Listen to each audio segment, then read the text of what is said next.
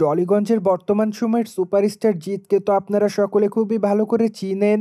কেননা এই তারকা তার কেরিয়ারে অনেকগুলো চলচ্চিত্র উপহার দেন তিনি তার অনুরাগীদের। তাই তো অবশ্য অল্প সময় অনুরাগীদের মধ্যে আলোচনা এসেছেন এই তারকা।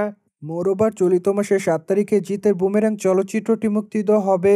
মূলত এই খবরটা অনেকদিন আগে থেকেই জানা যায়, কিন্তু সম্প্রতি জানা যায় যে জিতের এই চলচ্চিত্রটি মূলত ঢাকাই তারকা সাকিব খানের তুফান চলচ্চিত্রের সঙ্গে টক্কর দিবে। কেননা পরিচালক রায়হান রাফির এই চলচ্চিত্রটি 5 জুলাই মুক্তি দেওয়া হবে ভারতীয় প্রেক্ষাগৃহে।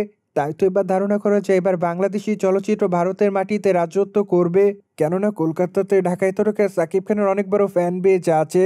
মূলত ঢাকায় চলচ্চিত্রের তারকা সাকিব খান কলকাতাতে অনেকগুলো চলচ্চিত্র অভিনয় করেন। তাই তো অবশ্য কলকাতার দর্শকদের কাছে আলোচনা এসেছিলেন এই তারকা। সেই সাথে অবশ্য চলচ্চিত্রটিতে ওপার বাংলা তারকা মিমি চক্রবর্তীকে অভিনয় করতে দেখবে তার অনুরাগীরা। তাই তো অবশ্য এবার ধারণা করা যে অ্যাকশন গড়নের এই চলচ্চিত্রটি নতুন মাত্রা যোগ করবে কলকাতা বাংলার অনুরাগীদের কাছে। যদিও দুঃখের বিষয় যে সাকিব খানের তুফান চলচ্চিত্রটি মূলত জিতের বুমেরাং চলচ্চিত্রের সঙ্গে লড়াই করতে দেখা যাবে। কেননা চলচ্চিত্র দুটির মধ্যে মাত্র 2টি দিনের পার্থক্য আছে। মূলত সাকিব খানের চলচ্চিত্রটি 5 জুলাই মুক্তি দেওয়া হবে। অপরদিকে অবশ্য জিতের বুমেরাং চলচ্চিত্রটি 7 জুলাই মুক্তি দেওয়া হবে। তাই তো অবশ্য চলচ্চিত্র দুটির মধ্যে বক্স অফিসে ব্যাপক আকারে ধামাকা লাগবে। যদিও ধারণা করা যায় জিতের চলচ্চিত্রটি অনুরাগীদের মধ্যে তেমনভাবে নজর কাড়বে না। কেননা বুমেরাং চলচ্চিত্রটি মূলত সায়েন্স ফিকশন ঘরানার। তাই তো অবশ্য ধারণা করা যায় টলিগঞ্জের অনুরাগীদের কাছে চলচ্চিত্রটি ভালো নাও লাগতে পারে।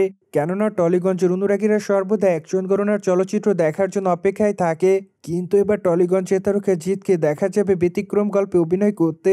তাই তো অবশ্য তার অনুরাগীদের কাছে চলচ্চিত্রটি কেমন লাগবে সেটি জানার জন্য অপেক্ষায় সকলে। অন্যদিকে ঢাকায় চলচ্চিত্রের তারকা সাকিব খানের তুফান চলচ্চিত্রটি মূলত অ্যাকশন ঘরানার। সেখানে অবশ্য সাকিব খানকে ডনের চরিত্রে অভিনয় করতে দেখবে তার অনুরাগীরা। তাই তো অবশ্য ধারণা করা যায় চলচ্চিত্রটি অনুরাগীদের মধ্যে নজর কাড়তে পারে। যাই হোক, এখন শুধুমাত্র অপেক্ষার পালা। কেননা চলচ্চিত্রটি যেহেতু বাংলাদেশের মাটিতে মোটা অঙ্কের অর্থ আয় করে, মোরওভার সেই প্রেক্ষিতে ধারণা করা যায় চলচ্চিত্রটি ওপার বাংলাতে অনুরাগীদের নজর কাড়বে। সোভিয়েট জেনে তো নিলেন, টলিগঞ্জের তারকা জিৎ নাকি ঢাকায় চলচ্চিত্রের তারকা সাকিব খানকে এবার এগিয়ে থাকবে কলকাতার বক্স অফিসে। মোরওভার এই বিষয়টি নিয়ে কোনো মতামত থাকলে কমেন্ট বক্সে জানাতে ভুলবেন না। সেই সাথে আমাদের চ্যানেলটিকে সাবস্ক্রাইব করে আমাদের সাথেই থাকুন আপকামিং আপডেট জানার জন্য।